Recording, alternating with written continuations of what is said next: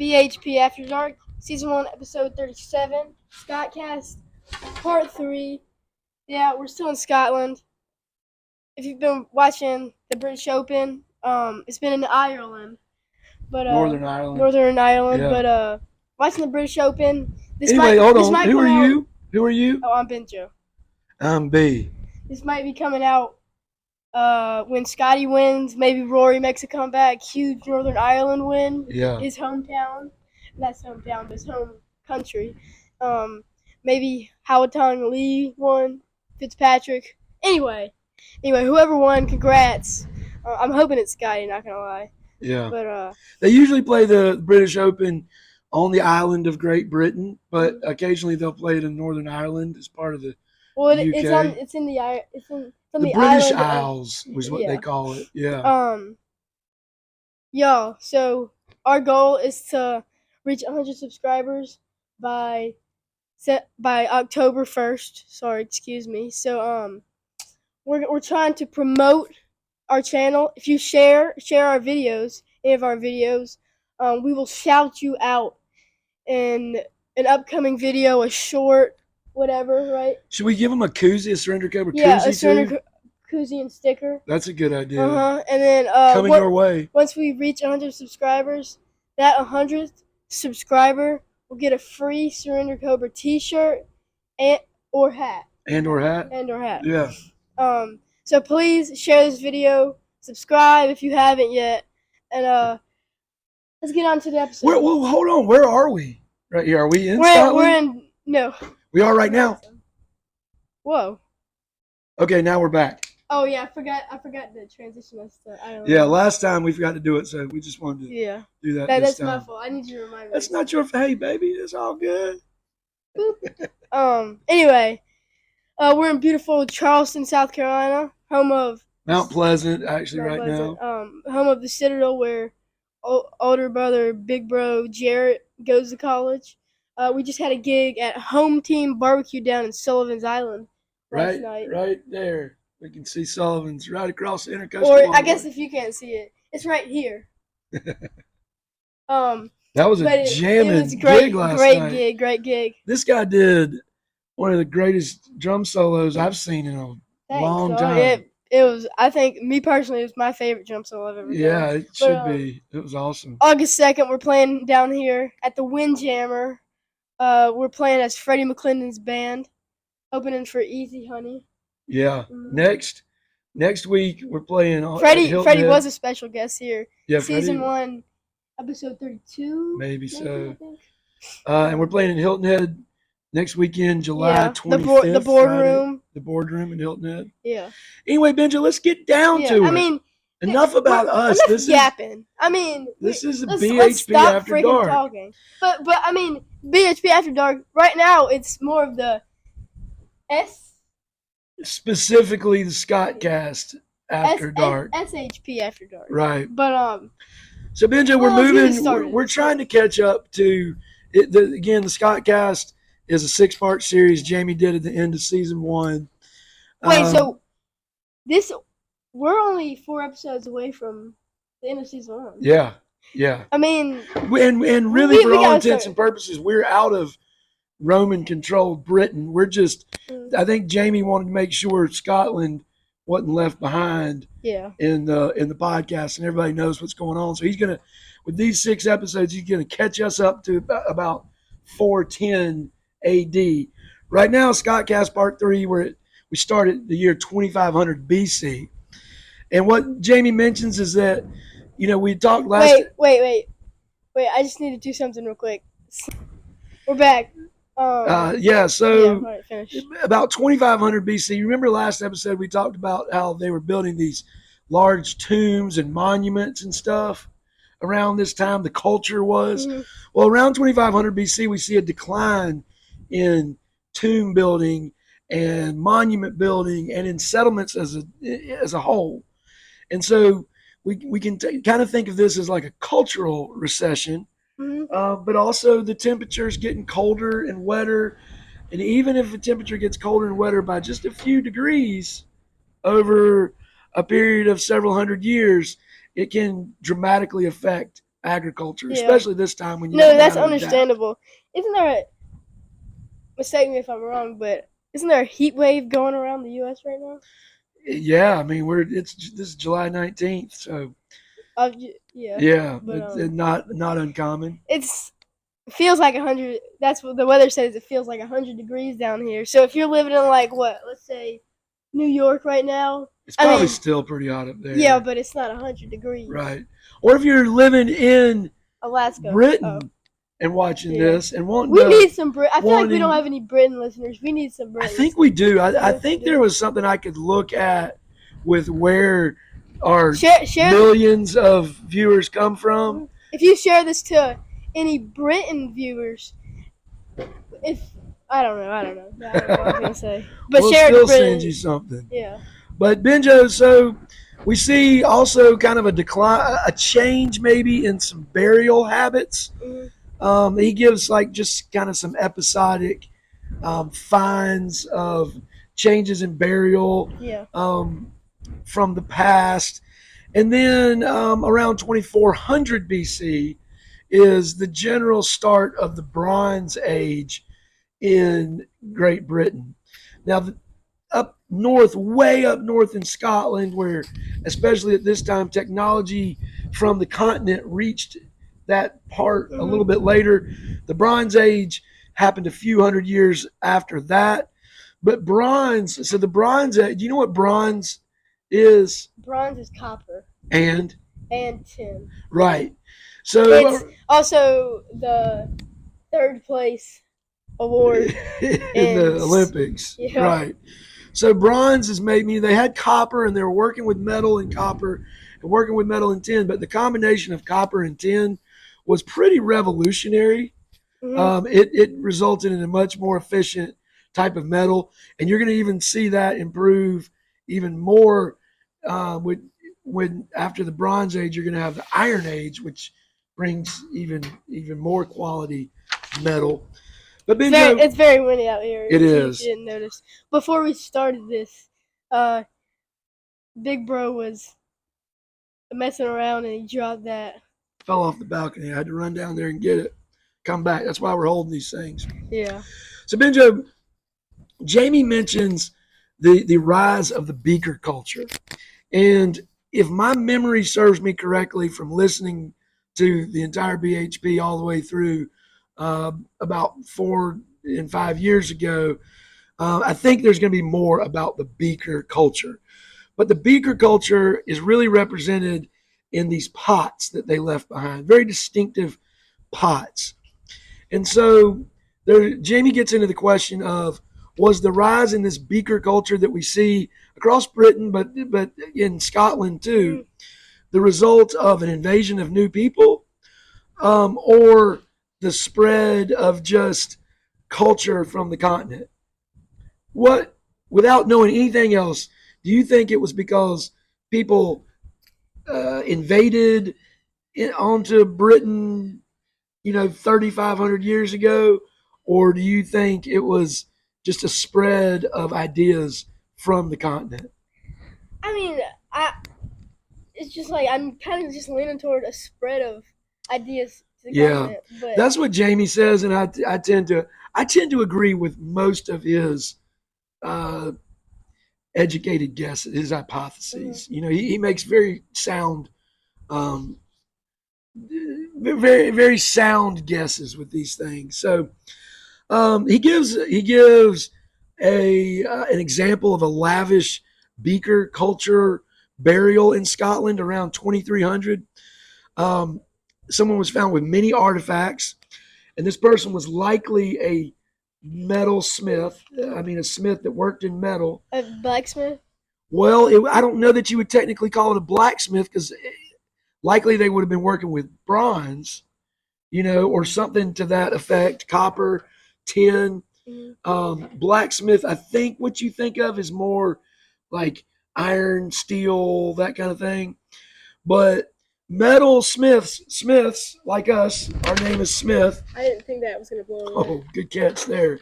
Good save. Smiths like us back then almost would have been like magicians. Yeah. I mean, it would have been like holy man, like how, like people have been blown away by the fact that you could Do that with metal and metal, yeah, and put these two metals together, copper and tin, or whether it was just copper or whatever. Um, and there was in this lavish beaker burial evidence of a cultural meshing from the continent, which I think supports Jamie's hypothesis that this was not an invasion of a people, but invasion, a cultural yeah, spread. yeah.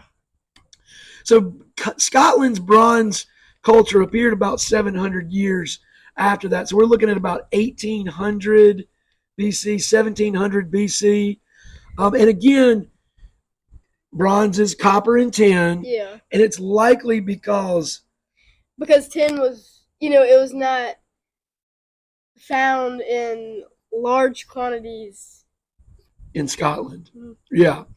In fact, on the island of Great Britain, the most of the tin came from Cornwall, which is way down in the southwest part, right? And Scotland's way up here. So in wait, like let me get the map out. This is the map right here. Right. It's in the middle of us two. Right. So this is you said what was up here? Scotland is way up there. Scotland's right here. Right. And then you got Cornwall is way over here. Cornwall right here. Okay. Right. So think about 1700 BC. I mean, the chances of tin way down in the south part of Britain, and it's not the biggest island in the world, but it's a pretty big island. Pretty dang big. Getting all the way up to Scotland to be able to combine the two is it's a hike. It's a bit of a travel there. Yeah, and it's a road trip. But when it does start, when tin does start getting up to Scotland, Jamie got easier to access. They brought it up there, and so it was easier to make bronze. And Jamie says this is, in addition to tin, there's a spread of a lot of stuff from the south part of the island all the way to the north part, and probably even the continent too. So trade spreads goods and also culture and ideas. Yeah. And Jamie goes into, we're talking about mining tin, and he talks about the great ore mine in Wales. Talking about how they're tough and dangerous. Yeah, super tough. I mean, mines aren't easy. It's not easy to get into the subterranean earth. So I mean, when you 25, when you do that, you're kind of risking yourself there. Yeah, I mean, it's hard work in today's modern times. Can you imagine what it was like back then? Yeah, it had to have been a death rate of over 50%. Would you say? You would. I don't know. I mean, probably this long is the death term. rate right here. I don't know that we know that. I don't know we know that the death. If there isn't a death rate, then I'm just gonna put a question mark or something. Okay. Well, I tell you what. Why don't we look? Maybe we can find, if there is anything. We'll look at the Great Ore Mine in Wales, which is, I think, where they mined. I don't think it was tin, because we're talking about tin in Cornwall. But are you going to beard? Just haven't shaved in a minute. Thanks for noticing. You should grow it out. You like when I grow a beard? Yeah. You do. Wait, sorry. Before we move on, I just want to apologize to all of our listeners who are on Spotify or podcast. Whenever we are saying right here and they're not able to see anything, I want to apologize for that, because some of that information you would like to see. But if you're listening on that, maybe just go peek at us on YouTube. Yeah, YouTube. BHP After Dark. Yeah, BHP After Dark. You can always go over there. And you did a short recently, didn't you? Yeah, I did a short. It was an Icelandic mystery about Goo Minder and Gear Finner and Goo Minder. Yeah. Yeah, it was interesting. It was great. This guy's creative. But anyway, we're talking about the increased trade because of mining and the Bronze Age and copper and tin. And when there's increased trade, prosperity happens, and usually populations increase. Mm-hmm. He talks a little bit about some farming techniques, hill or terraced farms, and he goes into detail about what these little, probably 650 square feet homes would have looked like. Talks about a burnt mound that they found that's kind of a mystery. Um, there's an increase also in goldsmithing at this time, which I wonder what that would have been. Yeah, that I feel like that would have been the most high one because gold. I mean, it's gold, right? But clad. So, let me skip ahead to just the time period. We're jumping really from 1700 BC to 1159 BC. Yeah, to 1159 BC, which is a very specific. And this is year. Really where the rise of the Scottish culture came to an end here. Agriculture, sorry. Yeah. The agriculture came to an end. Right. Ireland volcano eruptions may have affected Scotland. Sorry. I put a little land on there, but may have affected Scotland, with travel, people wanted to come there, tourists. But, I mean, because it really would just mess up the landscape. I don't think you had tourism like we think of it today. I don't think people traveled that much. But I mean, it would mess up, like, the eruptions would mess up landscape. It would mess up the landscape. It would mess up the temperature. Oh, so really? I've heard of these eruptions of volcanoes throughout history, changing the atmosphere and the temperature and the weather enough that just little changes like that can really tweak agriculture. I mean, if you're not ready to adapt, if something like that happened today, I'd like to think that we have enough technology where we could adapt. Back then, they probably thought the gods were angry. They're cooked. Like, yeah. They're 6'7". Oh my gosh. I don't know. But I mean, he says in some places like farming for cereals and stuff didn't recover for about 1,000 years. Really? So we're talking, right to around the zero. Wait, huh? I don't.